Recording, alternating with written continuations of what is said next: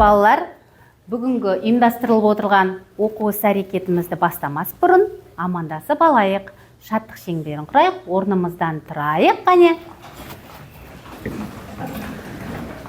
Күн күлімдеп, наурыз келді жеріме, қуанышқа толайық, жылулық бер бір-біріңе.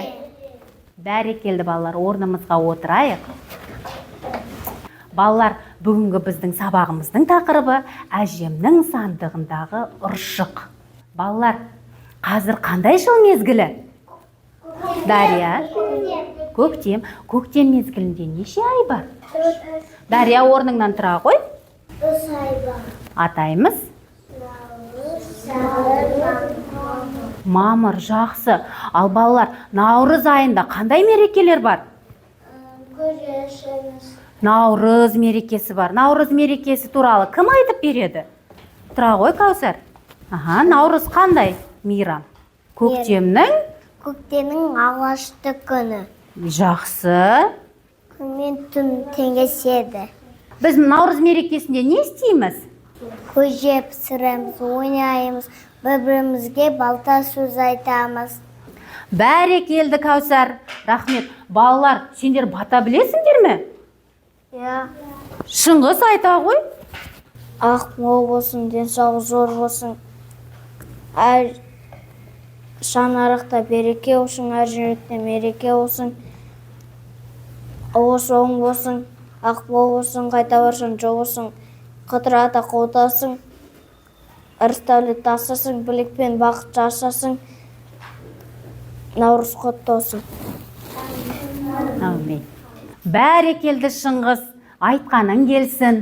Енді балалар, тағы кім бата айтады? Нұрбек?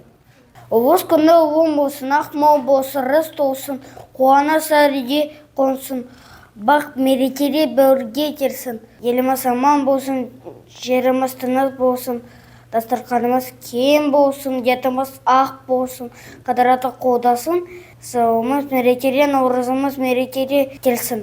Әумин. Енді балалар, қараңдаршы, алдыларыңда не мынау? Сандық. Бұған біз не саламыз? Заттар саламыз. Кімдер пайдаланады көбіне? Әжелер. Жақсы. Балалар, бұл ұршық деп аталады. Жүннен жіп иіретін құрал. Бұрынғы әжелеріміз жүн иіріп, жіп жасап, және шұлықпен киімдер тоқыған. Ал балалар айтындаршы, жүнді біз қайдан аламыз?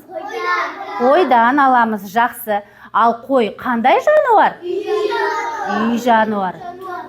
Дұрыс айтасыңдар, үй жануары 4 түлік малға жатады, Ал олай болса балалар, ұршық сөзін бүгінгі дыбыстық талдау жасайықшы, және наурыз сөзін. Жақсы ма?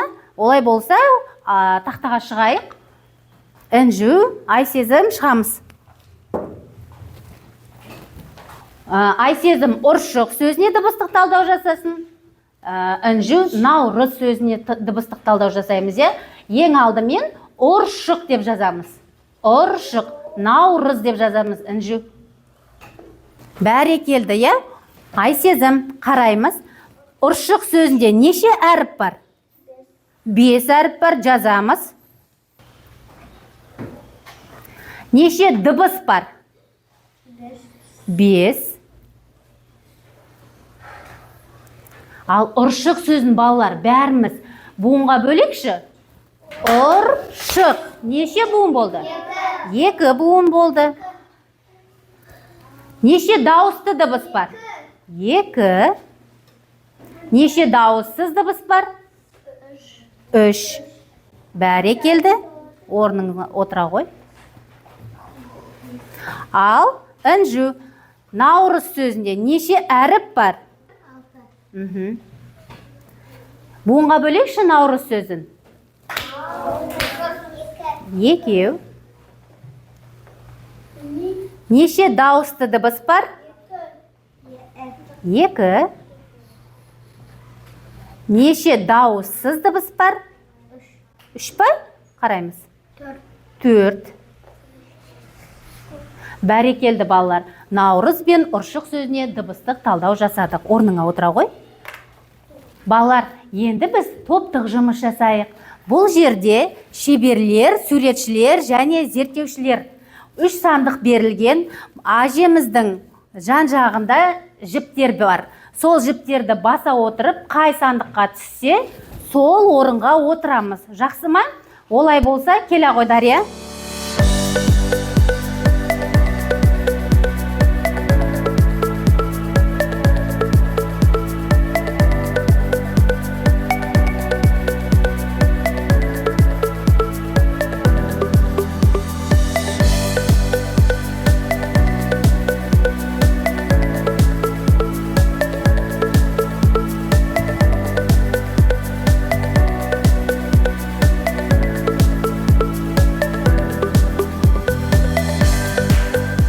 Ал балалар, сергіту жаттығуын жасап алайық, орнымыздан тұрайық.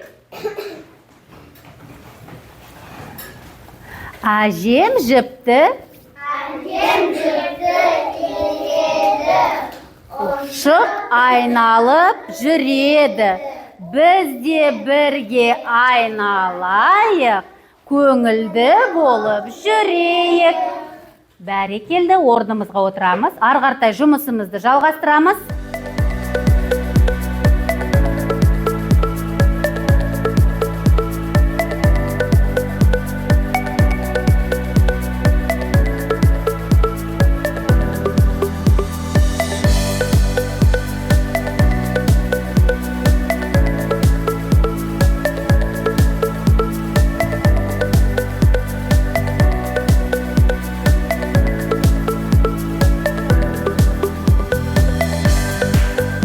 Балалар, бүгін біз қандай бұйыммен таныстық?